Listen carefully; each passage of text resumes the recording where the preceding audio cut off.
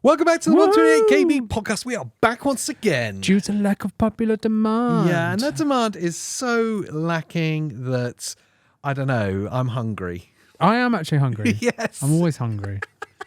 You are always Yes, hungry. That is a bit 128 KB Yeah, law. it is, yeah. So much so that I've ordered loads of snacks to take to Germany with me. Andy's taking protein powder on a plane. Yeah. He is definitely getting strip I'm searched. getting searched. Yeah. They're going to see like, please tell me you're like decanting it into clear baggies as well. That's what I'm going to do. Yeah, I'll take creatine with me and they'll be like, what's that? Yeah. I'll be like, I don't know. I don't know. Did you pack your own bag? Yeah. No. I'll say he did. Nothing to do with me. And they'll say, are you here under your own like volition? No. I'll be like, no, he's made me come here and take this with him. Did you arrange your flights? No, I didn't. Do you know where you're staying? No. No. Do you know what train you're getting? No. No idea. No idea. Who you meeting when you get there? Don't know. What are you going to? Some sort of convention. It's like a big meeting place. Yeah. I don't know, somewhere. Yeah. No. Gamescom is fast approaching, as you can tell. That's all we're talking about at the moment. It is, yeah. If you're going to Gamescom, let us know. Yeah. Because I want to see some beautiful faces there. Yes. But if you're new here, this is your weekly dose of all things gaming. It was where we sit back, relax, and kind of, I don't know, pick apart some of the big things that have happened in our week in gaming. We've eagerly awaited MOBAPAD Switch 2 products and we are not disappointed. The new P1 carry case is a hard shell, ultra slim, form-fitted, shockproof case that comes in some awesome colorways, including a stealthed out black if that's your thing. It has quality YKK zippers, a water-resistant outer shell, a plush interior, and a shock-absorbing cushion that stops any movement inside, along with 12 game card slots. MOBAPAD's Huban 2 controller also works with Switch 2, but it is a multi-platform PC controller that features capacitive, non-drifting joystick modules. These are even higher accuracy than Hall Effect or TMR joysticks. It also features HD Rumble on-RON mechanical buttons with liquid silicone. Check out our full review on the channel for more information on the Huban 2, and check out the link in the description to see all of MOBAPAD's products. But before we always do that, we always talk loads of stuff about what we've been doing in our week of gaming. Yeah, exactly. And I've abandoned Donkey Kong. I was just talking about that. Not through like choice, just because there's been like demos of stuff I wanted to play. A lot going on. Yeah, but I'm worried now about Donkey Kong. Whilst we're there at the minute, that it's going to be a game that I don't complete. I really want to. But I often find this, and you may mirror it as well. I know you definitely do because you never complete games. But like those guys might mirror it as well. There's always like a part in a game where it gets a bit repetitive or it slows down a bit. So it becomes a bit of a grind. And I'm at that point. I've unlocked all the abilities. Cool. I'm finding it a little repetitive at the moment. Okay. Yeah. It's like I just need to push through this because I want to finish it.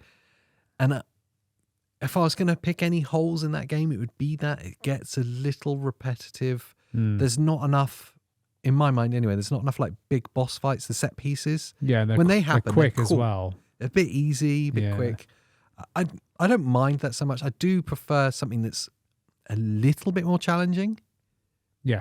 Not like a huge amount more. I'm so fussy with the challenge. No, I get you. Yeah, you don't want it to be too difficult where the like level curve's far too high. Yeah. But you still want it to be like engaging enough and long enough to enjoy that moment. Yes. Yeah.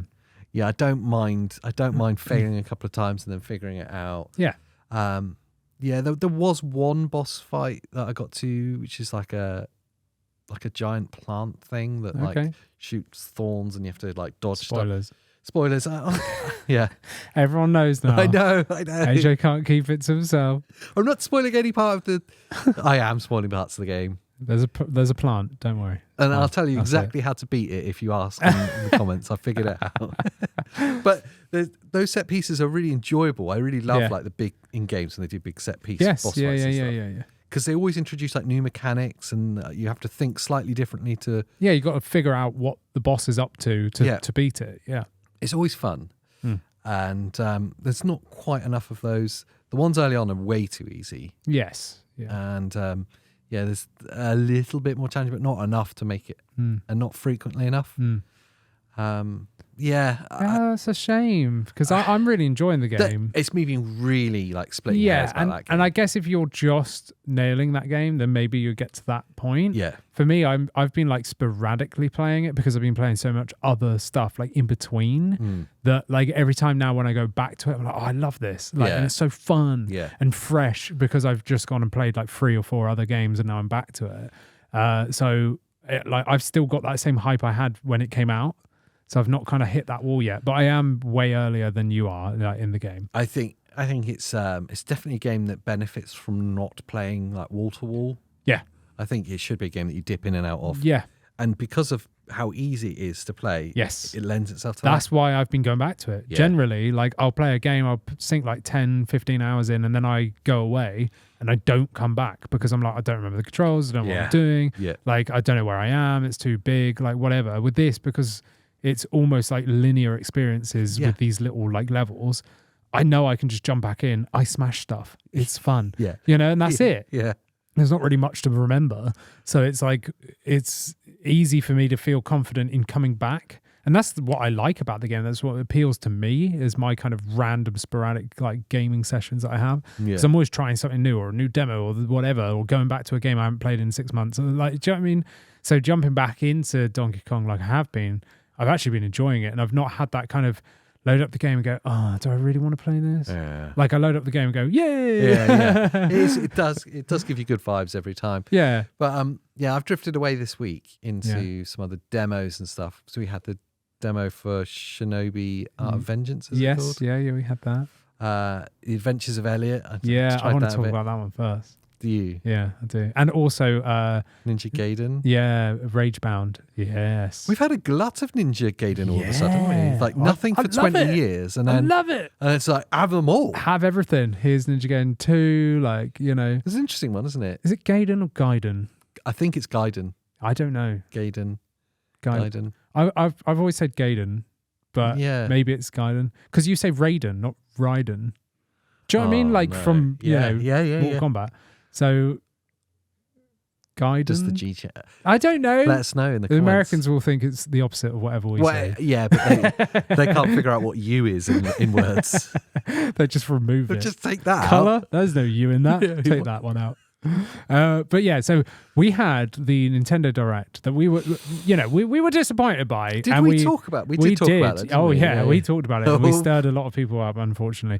Obviously, we were upset by the fact that there wasn't as many third parties. I'll hold my hand up that my opinion was totally blinkered by the disappointment. Exactly, and that's what I was trying to get at there. Is I felt the same way. Like I was so disappointed at the lack of like big like AAA ports and stuff that we were hoping for, and like Microsoft entering the game and stuff, that I just dismissed like most of the stuff that was like in the Direct. Yeah. So yeah, I hold my hand up and say like, because people are like, yeah, but what about Octopath and Elliot and there's some other stuff there, and I was like, yeah, to be fair, you're right. Like I overlooked them. Yeah. So sorry to everyone that's fans of those. Yeah. And in that sense, we saw the demo release of the game Adventures of Elliot, and now this one again I overlooked. It's Square, and I think this was followed on by Octopath. I'm not too sure if it was or if it was earlier. Octopath was right at the end. It was the final one. So this is the one that people were calling like the Zelda clone, and it honestly looks like a Zelda clone, and it feels like a Zelda clone, but all in the good ways. But yeah, I overlooked it. People were like, just go check it out. So I was like, okay, I'll listen to the fan base, and I'll check it out. Looked at the demo, and I saw it was available on all platforms, but the demo's only available on Switch 2. Oh, that's interesting. But the game only comes out next year. Yes. So we've got a long time. So this is one thing I like about Square. So I'll just talk about them for a second. Is they often do these demos or play tests where they want your feedback well in advance of the game coming out so that they can actually make changes. And you would think for a developer as big as Square that they wouldn't really care, that they would just do what they want. But I always see with a new game of theirs that they genuinely want the community's feedback. And I like that about Square, so good on them. So I downloaded the demo because you were like me. Do you know what I mean? And I was still in that frame of mind. And I was as well. And the thing that got me, someone in the comments, I'm sorry, I don't remember who you are, told me it was an ARPG. Now, ARPGs are like one of my big things. I love ARPGs. So, an action, isometric kind of Diablo-esque kind of action combat, not turn-based.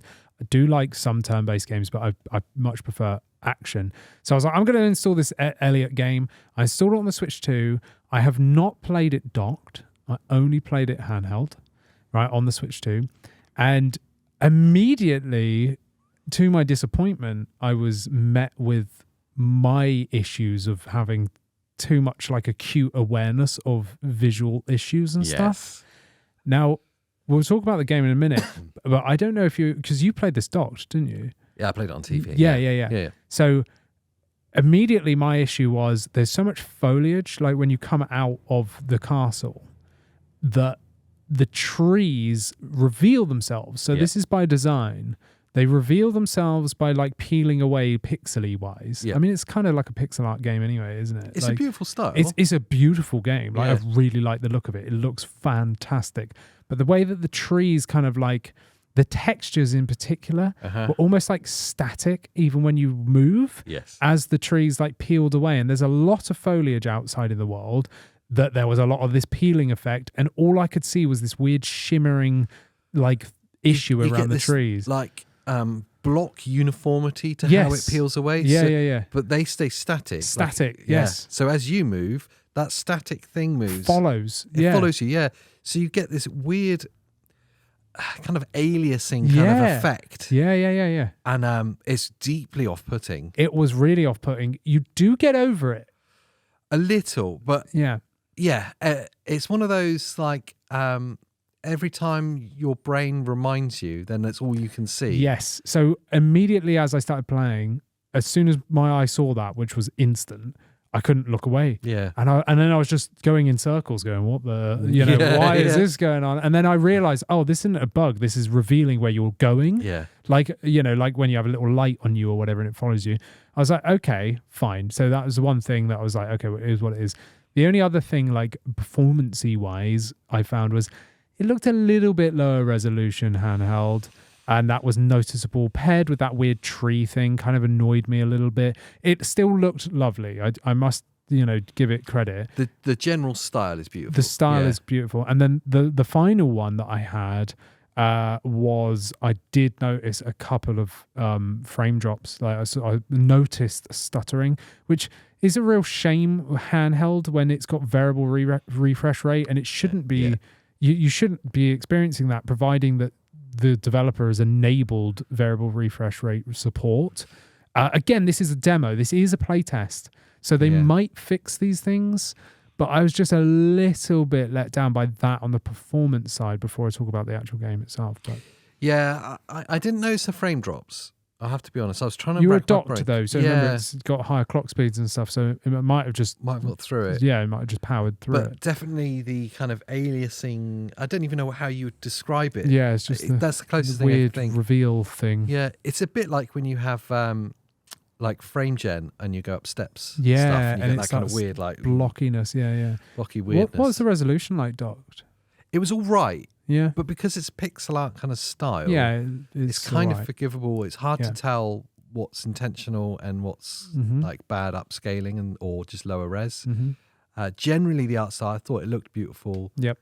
That kind of HD 2D they call it now. Yeah. Which is a new thing. I just always used to call it 2.5D. Yeah. Well, we've called it 2.5D. Yeah. But I think it's lovely. The game itself, I'm really kind of nonplussed by it. Yeah, I'm really surprised because you like RPGs and you love like classic Final Fantasy, which is, this reminded me of Final Fantasy when you open the overworld. Yes. And you're walking around the worldy bit. It's kind of like that, but all the time and with more foliage. Yeah. Do you know what I mean? I don't know. I can't distinguish and separate my kind of general feeling of like let down negativity from the direct. Feeling a bit let down by Nintendo at the moment, and you're pushing that onto the game. Oh yeah. Exactly that.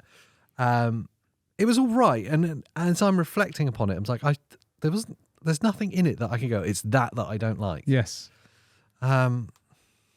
It played fine. I loved the style when we were in the castle at the beginning, running around like smashing pots and stuff. Yeah, I was like, this could be quite cool. And then you go out into the open world and it's a bit, maybe they've just picked a part of the game that isn't gripping enough. Before you left, did you like upgrade all your stuff and everything with the like merchants? I did some, yeah. Right, okay, fine. I got a bit bored. Okay, fine. You see, that's the thing. When I started the game, I was greeted by the aesthetics of the game, so like the design choice, and I was like, this is beautiful. Yeah. And then I really liked the voice acting. Yeah. Like the way it comes up with a little drawn character and then their voice, they're actually talking. I was like, it's a big deal for RPGs. Yeah. And I was like, this is cool. And it was good voice acting. Yeah. Like I liked it. And I went, this is pretty good. And then when I backed out and I was in like the town, I was like, oh no, this is like full on RPG style. Like this 1,000 people to talk to. Yeah. And I was like, I'm not talking to any of them. I was like, then there was like all these menus and stats and stuff. I was like, I'm going to get overwhelmed and not want to play this. I just want to go and hack and slash out in the town, you know? But I was like, no, this is a demo. I will give it credit. I'll walk around the town. I love that you can jump because I hate not being able to jump in RPGs, maybe just because I'm possibly like, you know, a bit nuts and I just like jumping around. And so I'm like jumping around. I like that you can control the companion, the fairy companion separately. Yes. That's quite cool. Yes. And you can order it to do stuff. Yes. And it's really annoying childlike voice, but I genuinely like it. Oh, a cat. Yeah, but I really liked it. I don't know why. It gave it so much charm. It gave the, like, if I was thinking in my head, because when I first heard her, I was like, she's kind of annoying.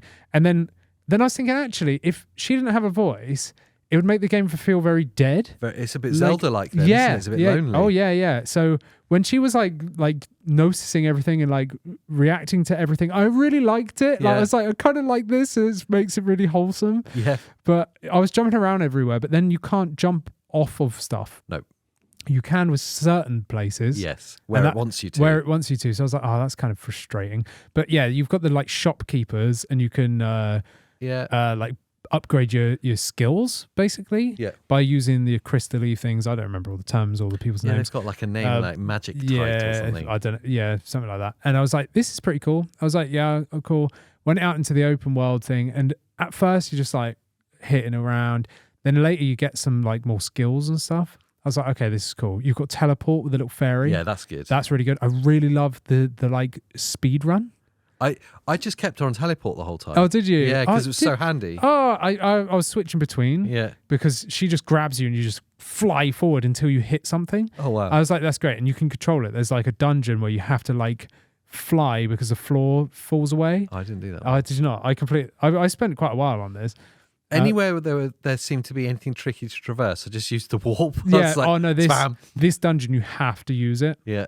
You can't make it through without the like thing. But there's like falling platforms in a pattern, and you have to do that sequence whilst going really fast, whilst she's pushing you along. And I died like the first time, but then I did it the second time. I was like, all right, this is cool. And then later you get into a big dungeon and stuff, and you upgrade your heart pieces, and you can upgrade like your movement speed and your attacks and stuff like that. And you've got like your bow and arrow, and you get bigger quivers, and then you've got your bombs, which I really like. They're like, oh look, there's a cracked wall. I wonder what's in there. Like, you know, and she's like, how many times did you blow yourself up with a bomb by accident? Once. When you hold it. Oh yeah, no. I thought this is Zelda 101. Like you can't hold the bomb too long. I'm such a Zelda novice. So I was like, bomb, and it come up with like, if you hold on to bomb and then press again, it'll throw it. I was like, oh, wicked, yeah. Yeah. Bang. I held it and I was like, what button was throw again? Bang. Oh yeah, okay, that worked out. Yeah. So once I'd started playing it and got over those visual issues and performance issues that I had. Yeah. Once I'd started playing and I was like maybe 15, 20 minutes in, all of those concerns that I initially had melted away, and I really enjoyed it. Like I really enjoyed the art style, really enjoyed the music. The music's great. Yeah. I'll give them that. It's square, I'd expect it to be. Yeah. And it all like lent itself into a fun gameplay loop for me. Yeah. Like the shrines that are like ripped out of Zelda, like it is just Zelda basically. Like 100%. it's like Minish Cap with like action RPG like combat. Yeah. Like, well, that's what Zelda plays Zelda, like. I was just thinking, what? Oh, you've got a bow. Wait a minute. Yeah, okay, so this is just absolutely Zelda. That's probably why I liked it. Yeah. But I really enjoyed it. Like, I was like, this is cool. I would genuinely play it. But I must admit, I'd probably buy it on Steam.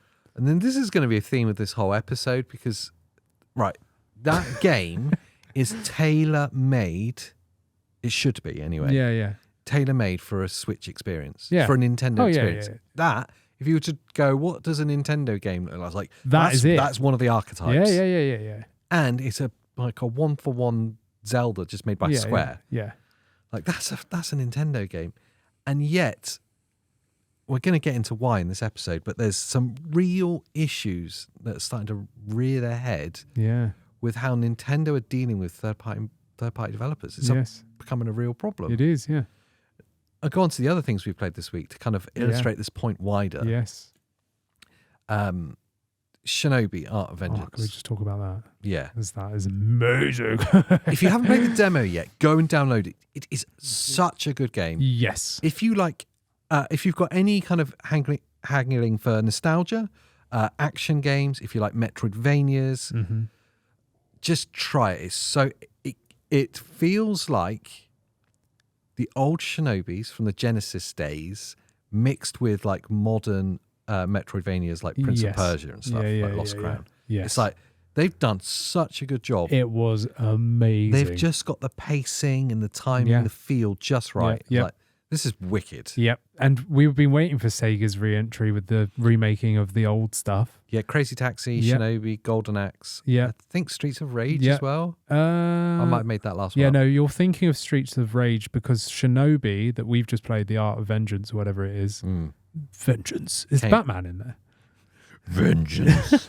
Where is he? But the new Shinobi that we're talking about now is made by the Streets of Rage 4 people. That's it. And that's why I loved it aesthetically as well. Aesthetically is great. It's beautiful. The demo's wicked.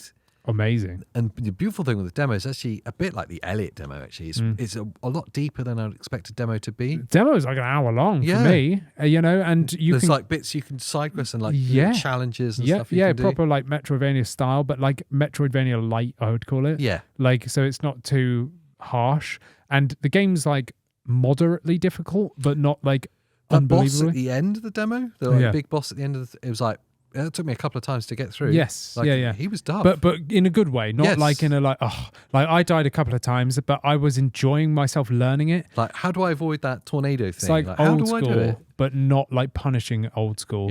Yeah. And because I downloaded the demo and I was going into it on a bit of a back foot. I was like, because I just played Shadow Labyrinth and I was really let down. We've talked about that on the channel a lot. Yeah. And I was like, have they killed Shinobi? Loaded up the demo, and literally within 10 minutes, I was like, oh my God, this is amazing. And I was expecting the demo to end like very fast. Yes. An hour I spent on that. And as soon as it ended, I bought the game. I pre-ordered immediately. It reminded me of demos from like the 90s and early noughties where you'd get like a good 45-minute kind of demo. A proper stage. And a lot of us that grew up in that time, they were our entire experience of those games was the demo. Yes. Yeah. Because you'd never end up buying You'd get the magazine, you'd get the disc full of the things. But you know what I've noticed is, whilst I think now demos should be mandatory 100%. because people are missing out. This is the Game Pass situation. Yes. Once a game's on Game Pass, that's your demo. Like, play it. If it sucks, don't play it. If you like it, play it. And demos, because the amount of time I've bought games that it sucks, like Shadow Labyrinth, right? Demos are the saving grace. But what I've noticed is people only put out demos when they know they've got a good game. Yeah. So they know it's good. Yes. And they go, have this, play this, because you're going to buy it. Yeah. And without that demo, people would have been turned off. I wouldn't have bought Shinobi if I hadn't played the demo. And I feel like that's a bad thing. Out of all of the Sega remakes or relaunches that were coming, that was my least. Because out of the original Sega games, I liked that one the least. Yeah. I was like, was it Revenge of Shinobi was that's a really iconic one on Sega? Yeah, I think so, yeah. I was always like, I'm never that fussed by that game when growing up. So when that came out, I was like, I love the new art style, and then as more and more came out, it was like, and it was clear that it was a Metroidvania or a Metroid-like, whatever you would call it. Yeah. I was like, maybe I'd enjoy this actually. Yes.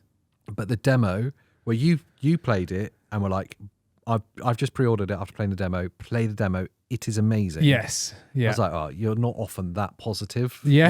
Like super positive about the game. Yeah. I was like, I've got to give it a go. And yes. Exactly same. I played through. I tried to do as much as I could. I felt the challenge of those the boss fights and stuff. I was like, this is wicked. And I went straight away and pre-ordered it. Yeah. I need to ask though, What did you play the demo on? My Ally X. Oh, I played it on the ROG. Yeah, so you the played ROG. handheld? Oh, I only played it handheld. Yeah. Yeah, on the Ally X. And I downloaded the demo from Steam. Mm-hmm. You know, and it runs like a champ, like 120 FPS. 120 FPS. Oh yeah, at like 8 watts. So like I put the Ally into 13 watt mode, which is the lowest like default like power profile. And I had the little like, because I generally run games for the first sort of half an hour with the stats window up. Yeah. So to make sure everything's all right. Yeah. Then I turn it off because I don't care. Yeah. If the game runs fine, I don't care what frame rate I'm at. Yeah. Because it's got a VRR screen. As long as it's above like 45 or whatever, right? So I put it in lowest power profile mode. It was at like 8 watts, 120 FPS. I'd capped it at that because it was trying to go above. So I was like, no, that's fine. And it was the best experience. Like input delay was non-existent. The Ally X's D-pad is fantastic. How did it look resolution-wise? 1080p logged. And like just looked It nice looked for it. fantastic. The art style shone. And now, so again, this is just more illustration for the whole point of this podcast. Yeah. I did it on the Switch too. Yeah. Which doesn't have a D-pad to start off with. No, so I was using... This is a D-pad game. and I played it docked on the Switch too. Okay. I just wanted to see what the art style looked like on the TV. Yeah. And then I thought maybe I'll play it handheld because it feels like a game you should play handheld. Yes. But I didn't end up doing that. I just played it. You just played it on I was TV. locked in. I was sucked into Yeah, it. I was just yeah. playing it. So I was using joysticks. Oh. Ugh. Yeah, and do you know what? I just kind of got used to it. It was all right. Okay, it's fine. It was okay. You're wrong, but it's all right. I know it's wrong. I know I'm wrong. It's fine. But it was okay. But there's problems. There's Switch 2 problems. The problem here is it was running at 60, Okay.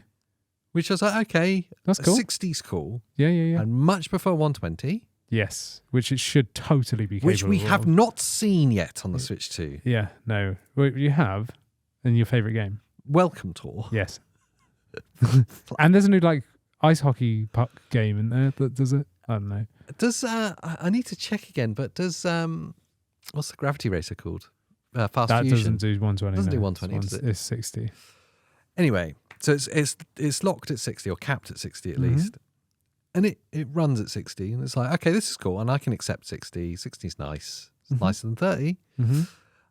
But the resolution is awful. Just going to say it's awful. It's really disappointing because I know the art style in that game is beautiful. Yeah. I've seen the trailers and the videos and stuff and it looks fantastic. This is stuck in just, I'm not even going to say upscaled, upstretched. Low resolution assets. Yeah. It's just low resolution assets. Just low resolution. That have been stretched out to a 4K panel. Oh. And it looks bad for it, man. And so I was like, why does this look so bad? And you kind of like dig around. It's a Switch 1 development. Yeah. This game is developed for Switch 1. And they've not done anything for the Switch 2. They've not made a Switch 2 version of it. So you're playing a Switch 1 game On your Switch 2. on your Switch 2, stretched out to a 4K TV. So at best, it's doing 1080. It's definitely not 1080. I think it's less. Yeah. It looks like it's less. Now that stuff, when you're dealing with like a fast-paced action game, you do. I'll be honest, you do forget about a lot of that stuff when you're in the game. Yeah. But it's enough to put you off at the start. Yeah. When you need everything in the game's favor to keep you in it. Yeah. And it's enough to pull you out in those moments where you're maybe surveying the area or there's a cut scene or a boss fight, big set piece. It's enough to pull you out a little bit and go, that doesn't look great. Yeah, see, I had no qualms about the visual fidelity at all. Like, again, like I said, it was 1080p locked, 120 FPS on the Ally X, and it was like, it looked, ran, and played amazing. And that's the reason I asked. I knew you did it on your Ally X, but the reason I asked about your experience on it is like, it's not a limitation of the game. No. It's not like the game itself is bound to 60 FPS and 720 assets or 1080 assets. No. It's capable. It's capable of doing it. So we know the Switch 2 itself would be more than capable of doing that. Absolutely. So it's not the Switch 2 that's limiting it. It's the development that's limiting it. Yeah. See, that game should do a Metroid Prime 4 and have a 4K 60 mode 100%. or a 1080p 120 mode. I mean, my hope is that they will make a Switch 2 enhancement for it before release. but there's no indication that that's going to happen. Shinobi's coming out the end of this month. Yeah. There's no indication that it's happening. And why wouldn't they make a Switch 2 demo if that was the case? Exactly. Why is the demo not? Or like a option in the menu or something. I don't know, but this is becoming a running theme. The other one that happened this week, I didn't play this, but we touched about it a minute ago. It's Ninja Gaiden, isn't it? Or Ninja Gaiden. Yeah, Ragebound. And now I found this. I didn't even know about this. No one told me. I didn't know about it. I only found it once I was Googling about Shinobi. And I literally saw someone in Reddit going, Shinobi's trying to steal the thunder from like Ragebound. And I went, what's that? I was like, is that new or is it like old? Like what? Like Googled it and it came out like the day before like the Shinobi demo. I didn't even know it was coming. And I didn't either. No. And I went, hang on a second. And I looked at it really quickly. And now this is a proper pixel art game. It's made by the guys from, I forget this all the time. What was that game that I said about with the guy with the like triangle? Blasphemous. There we go. You always forget that one. I always forget that game. I've played it. I've got it. Really like it. It's that art style. It's the guys behind Blasphemous have made Ninja Gaiden Ragebound. That's why it's not on Game Pass as well, I think, is so that they, but it's cheap. It's only like £20. So I was like, hang on a second. How would you, is it a Metroidvania as well? Or is it just a 2D action platformer? It's a 2D action platformer, but you do need certain skills to like do stuff, but you don't really backtrack. Okay, it's like cool. you're always kind of going forward. Yeah. So it's not a Metroidvania. No. It's just like an action platformer. But Ninja Gaiden, whatever, has always been quite difficult, hasn't it? Yeah. So I knew like I was humming and hawing about buying it because I was like, if this is really hard, I'm going to be annoyed because the old games were. So I was like, I'm not going to play it. But I was like, I really like the style of this. I've just finished the Shinobi demo and I'm like really wanting more. Yeah. So I was like, no, I'm just going to buy it. So I bought the game, started out, and the first like 10 minutes, I was like, I've made a bad mistake. Oh, no. Yeah. I was like, this sucks. I was like, I really don't like this. You can only slash left or right. You can't slash up. You can't slash down. You can't slash diagonally. And enemies are coming at you diagonally, but you can't hit them. And I was like, oh, man, this sucks. I was like, I've got to play more of this because I've just bought it. So I was like, no, I'm going to keep playing. Luckily, that is the intro scene. And then then you start getting more skills. Oh, God. Yeah. And I was like, oh, thank God for that. Because I was really getting upset. Like in that first intro, I was like, Does it please feel like don't. one of those really old arcade games? Yeah. Just like stuck. Well, I'd just come from Shinobi, which is like God tier. Yeah, like fluid that thing is like fantastic. Assassinate everyone on the screen. It's not the same as Shinobi, but it's within that kind of vein, right? But then the further you get into Ragebound, like the better it gets, and it keeps giving. And like the story unfolds, and the story's really good. There's no voice acting though; it's just text based. But like, I was like, oh, this is wicked, and it just gets better and better. It is more difficult than Shinobi. It is, but you get the hang of it. And I have had a couple of bosses where I've just been getting tanked for like 10 tries. Then I realized like, oh, okay, it's like user error. Like I'm just not spotting something, or I'm not using a skill correctly, or I'm forgetting to dodge or whatever. Do you know what I mean? But I'm loving it. So I'm really loving Ragebound. Now, I played it for like 5 seconds handheld, but I've actually been playing this on my 4K TV on the PC. So I bought this on Steam as well, not on Switch. So I bought this on Steam just because I was like, well, I'm just going to... and I've got I was using that new Gudakit Elves 3, not the Pro, or is it 2? Elves 2? I don't know. 2. 2 or 3 or 4 or 5, whatever it is.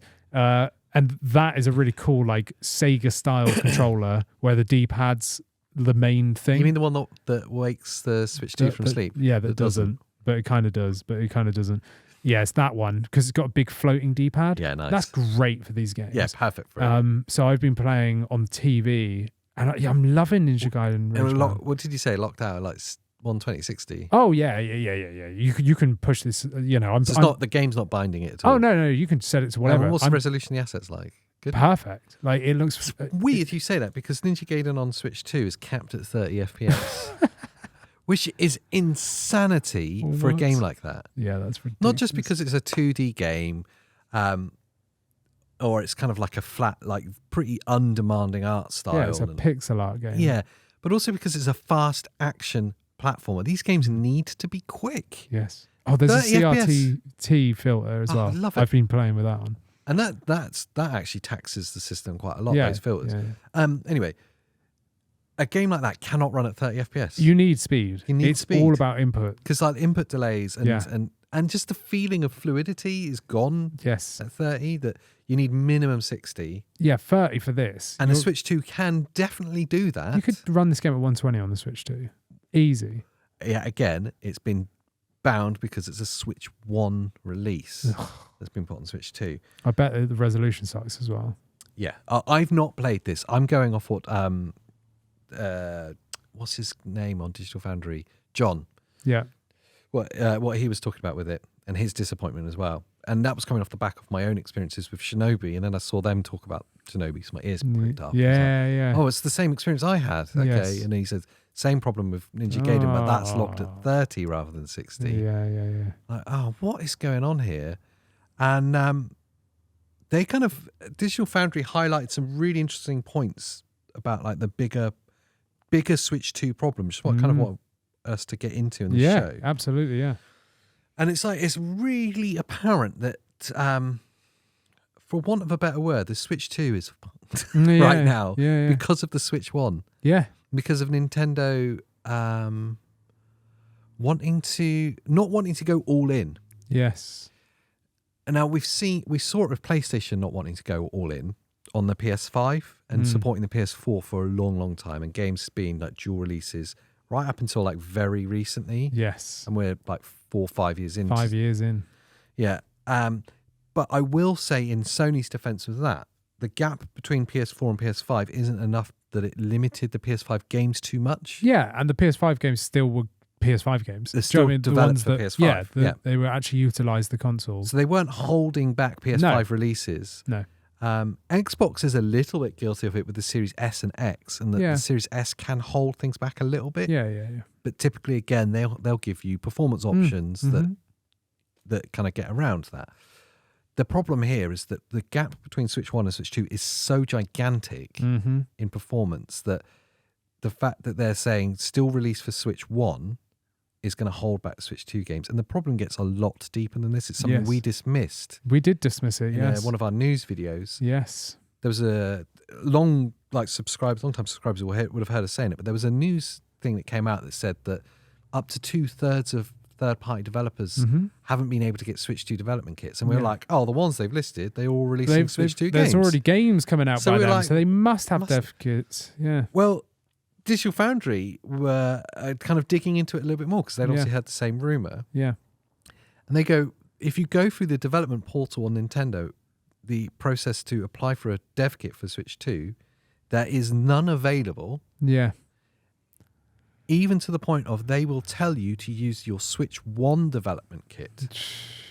And a lot of the major third-party developers that are releasing games right now, they've told them to develop for Switch 1 and that it'll be, and basically just hoping that the hardware will just make it a bit better. Yeah, that's outrageous. Like Switch 1 will make it all right. Yeah. Make a Switch 1 game and just basically uncap the frame rate and resolution and just hope for the best. That's the situation we're in. That is not how you design games for a new system. Not when you've seen an 8-year gap in hardware that's like monumental. Yeah. Just a literal generational leap. Yes.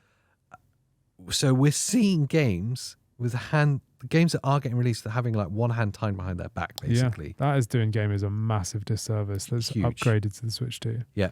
And I think they're scared to go. Either they've not got the resources to support the demand yet, which is possible. Yeah. Because it's maybe bigger than they anticipated. Maybe, yeah. But I think more than likely is that they're scared to abandon the Switch 1 user base. It's got to be more to it than that, because they've always supported the previous console. Yeah. Always, every single time. So it just doesn't make any sense. Like you said, maybe there's not enough resources to give devs kits out. I don't know. But to have a line of, like, a company line of saying it's okay to develop for Switch 1. Yeah. And then we'll just bring it over to Switch 2. That's just not good enough. You know? It's not good enough. Not good enough at all. Not when you're getting a really undemanding game like Shinobi. Yeah. And seeing it on another handheld device running at 1080, 120 and looking and running beautifully. Yeah. And then their device, which could do the same, being capped back, being crippled massively. Yeah. And probably running at 60. I haven't got a frame counter on my Switch. It might have been 45. I don't know, but it felt smooth. So I was guessing it was 60. Yeah. But definitely not even at 1080. Yeah, that's just not ideal, is it? And I kind of foresaw that, which is why I kind of opted for PC, because I was like, you know what? I mean, I've discussed this in other podcasts, but I was like, in the past, I used to buy PC games I already owned again on Switch 1 because Switch 1 was the only real handheld available. Yeah. Mass production wise that was getting like Skyrim and stuff like that. So I was like, I will support all that coming over because I never expected the rise of PC handhelds. So when the Switch 2 came out, I started doing it again. I bought Tony Hawk's and stuff, even though I could have got it for free on Game Pass and just played it on my Ally, So I was like, hang on a second, I'm not doing this again. I'm not buying games twice. That's it. Buying games twice I'm just going to keep my Switch 2 to first party titles and anything that I see as like a Nintendo style game, like that Adventures of Elliot, I'd be more than happy to have that on my Switch 2. But now it's like, if games are getting like held back from their true potential, I'm just going to keep buying games on my Steam that's going to stay with my account forever. And I can play on any device. The frustration in my mind is that I have got no problem with them continue to support the Switch 1. Yeah. In this crossover period, the next few years. Absolutely. If a game can run on Switch 1, then release it. But their focus should be Switch 2. Yeah, Switch 2 should be priority, and it should should be a bonus that it works on Switch 1. So Shinobi, just because it's the recent example, it should be developed for Switch 2. Yes. And can we get 120 out of this? Can it be running at 1080, 120 and give it to people? And then can you do a scaled down version for Switch 1? Oh, it does work. Yeah. Okay, that's great. Absolutely. The headline trailer for that game should be 1080p, 120 FPS or 4K 60. And also if you want to play it at like 1 FPS, is Switch 1 versions for you. That should be the trailer. The thing that I think is an open goal that they keep missing is that it gives a compelling reason to buy the Switch 2. Yeah. Over just fanboys like us hyping stuff up. Yes. Or like going, I'm really excited for a new thing. Yes. What's a compelling reason for an average gamer to buy it? It's like, it's the only way I can play X. Yeah. And it's the best way to play Y. Yeah. And it's a great way to play Z because looking at it on the Switch 1, it's rubbish. Like, it's a compelling reason. Mm-hmm. And then you'll have idiots like us doing side-by-sides going, look at it on Switch 1 compared to Switch 2. Yeah, Why would you buy it on Switch 1? Yeah, exactly, yeah. That should be the thing. Yes. Because otherwise people will be looking at me playing it at 1080p 120 on like a £900, £800 handheld and being like, oh that looks really good. When the Switch 2 is actually totally capable of that. Yeah, it's not the hardware. More than capable of that. More than. And so I kind of now worry about the bigger picture. Yeah. Because we've got this, it's a really fancy saying, the incidental reveals the fundamental. Ooh. So this is an incidental problem. Yes, yeah. But it reveals a fundamental issue. Yeah, absolutely it does. And we've been scratching our heads and going, why are these big third parties not here yet? Yeah, where are the games at? Like, we saw some headliners at the start. Yes, which still haven't been dated as well. Still haven't been dated. With the really big hitters like that came at launch, well, that was well in advance. Like they worked very closely with CD Projekt Red on Cyberpunk. Oh yeah. So they wanted it to be a headline them directly, thing. So these kind of bigger hitters, I think they worked quite closely with the Hogwarts team. Yes. I imagine they did the same with like the Civ team and like some of the other third party, the Yakuza and Nintendo are like absolutely bedfellows anyway. But beyond that, we've been scratching our head. Where's Microsoft? So we're saying that the Elden Ring is currently trying to be made for Switch 1 so that it can get a Switch 2 port.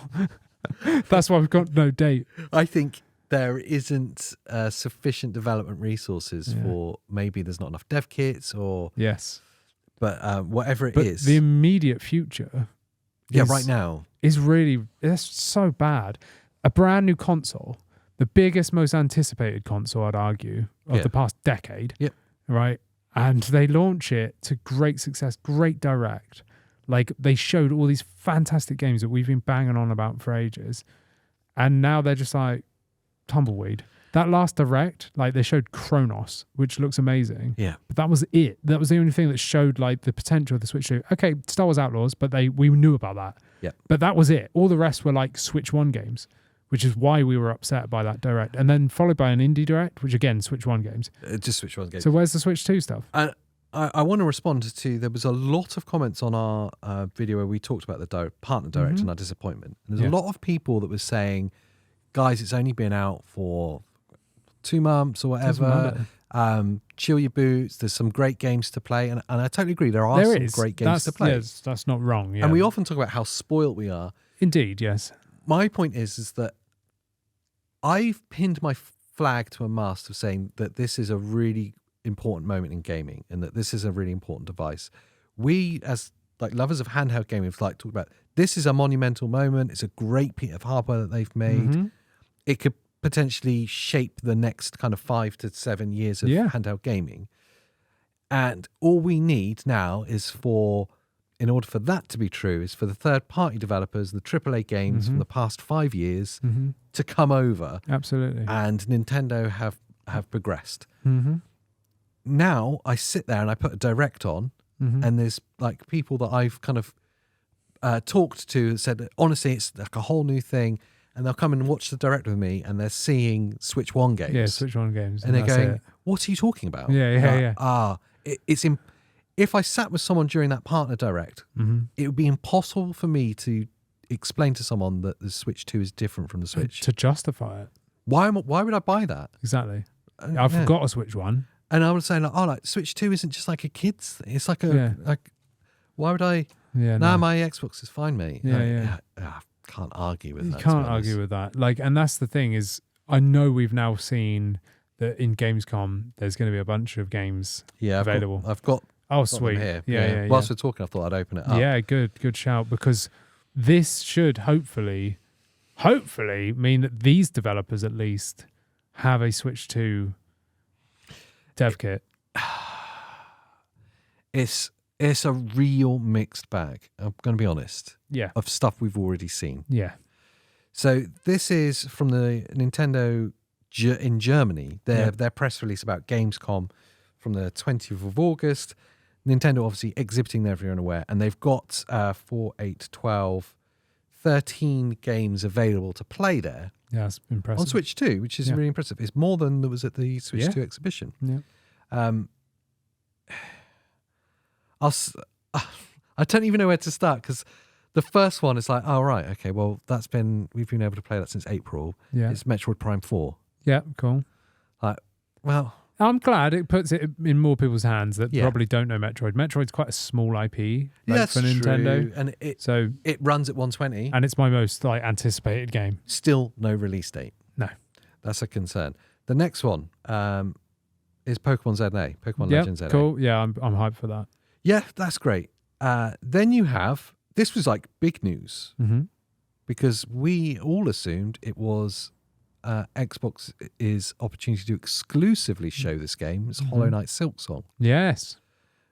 Everyone knew it was going to be multi-platform. Yeah, we knew it was going to be on Switch. At Gamescom, obviously Xbox with their ally Xbox collaboration, they were making a big deal of like, this is the first chance you get to see this game. Yeah, to play it. Yeah. But Nintendo have also got it on Switch 2. Okay, cool. That's cool.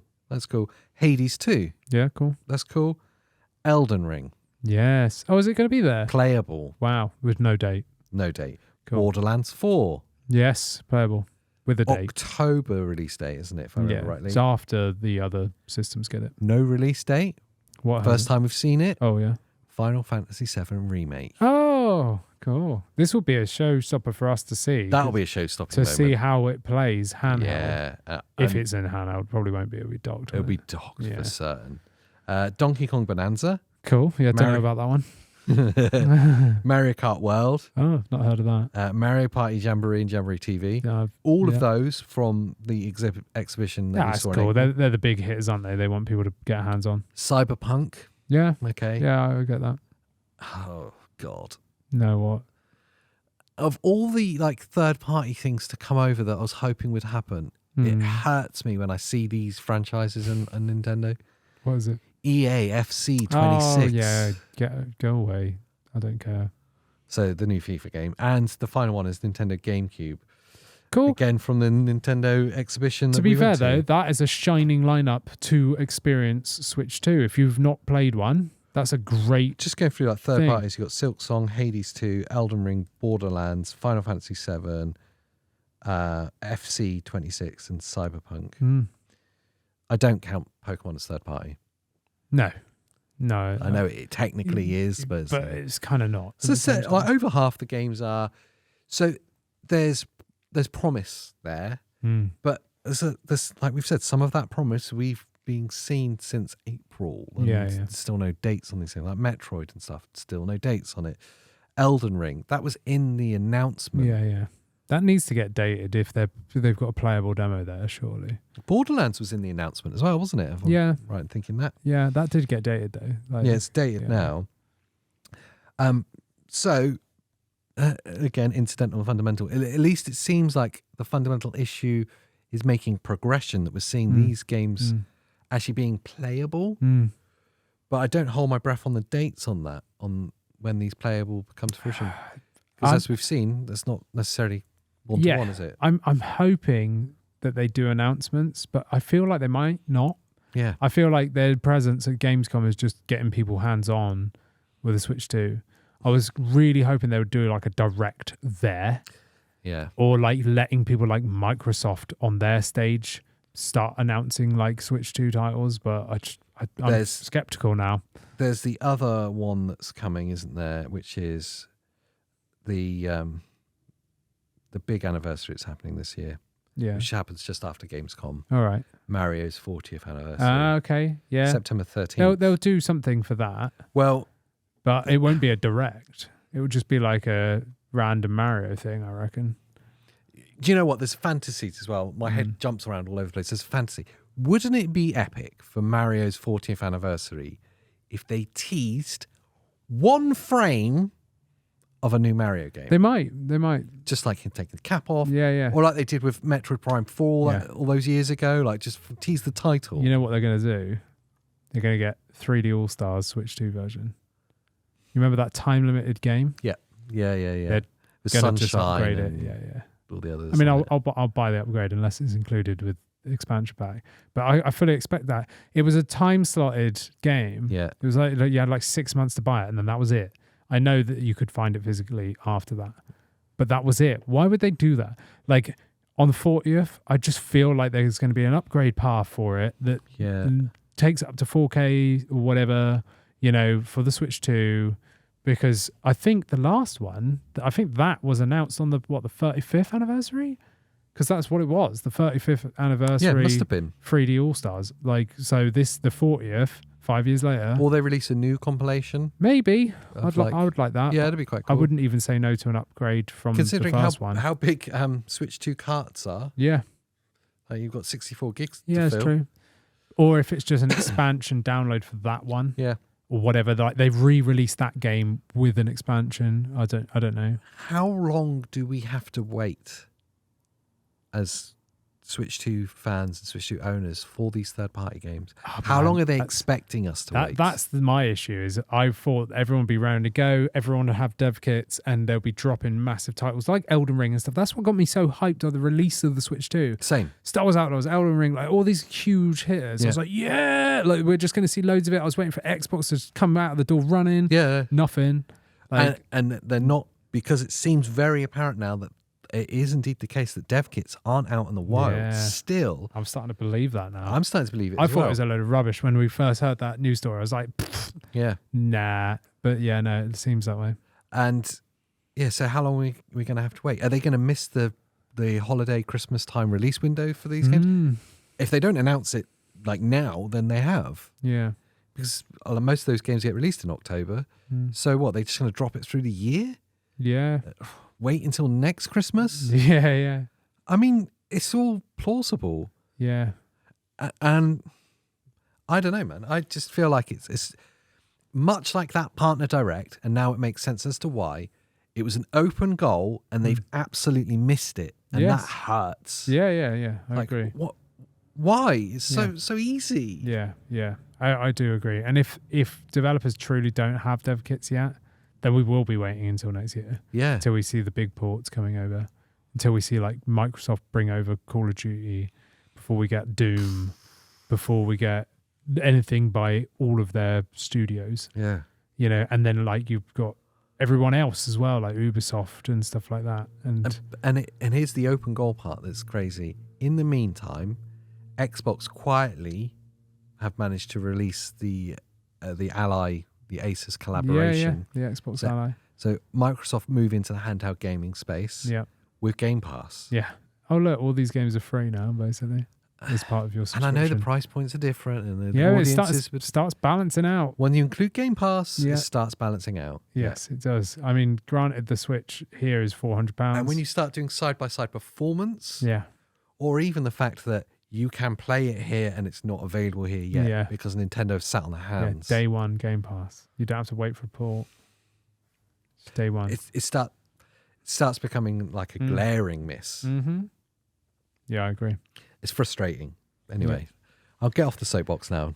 I'm sorry, I just got ranty, didn't I? No, I'm with you. I'm disappointed. I'm disappointed because I love Nintendo and like I just have so many good experiences of my handheld gaming. Like that's where my love of handhelds come from. Yeah, of course. You know, so to see the Switch 2, so hyped. I love my Switch 2. I play it like really often, but I just wish that the Switch 2 player base had more to be excited about. Yeah. Yep. After 8 years of the Switch 1 hanging on by a thread. That's the crux of my frustration. Yeah. Like so long of being like starved. Yeah. Now you see you can eat. Yeah. And it's Nintendo that are stopping you. Yeah. It's like, imagine a PS6 came out today.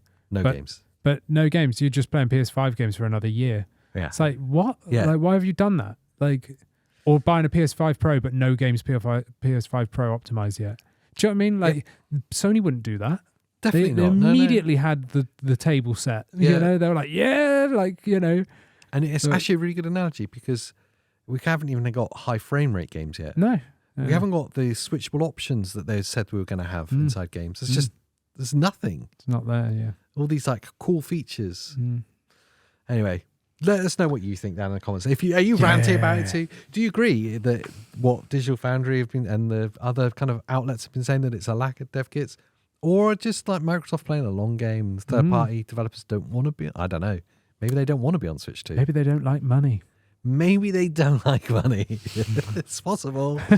Let us know your thoughts down in the comments down below. Once you're down there, make sure you like this video. Subscribe for more Switch 2 and handheld gaming content. And what else should they do? Come say hi to us at Gamescom if you're there. Do say hi to us at Gamescom. And if you listen to us on Spotify, we need your stars, like 5 of them. Yeah, give us stars so we can complete Mario. Yes. And also become a member and you can talk to us over on our Discord. Yes, until the next time. Bye. No. Oh, yeah, it's a podcast. Have a nice day. I'm going to write it down so you remember. I need it like a prompt, a teleprompter, not just a note. I want like a real like a CRT teleprompter of the whole script. It's timed so that once we get to the end, it just because says, we script these shows as well. Yeah, it's obvious. That's why I'm always looking over here. I'm not looking at you. I'm looking at the teleprompter. Yeah. So we need another one over there that just says "Have a nice day" on it. The rambling end. I love it. See you later. Bye.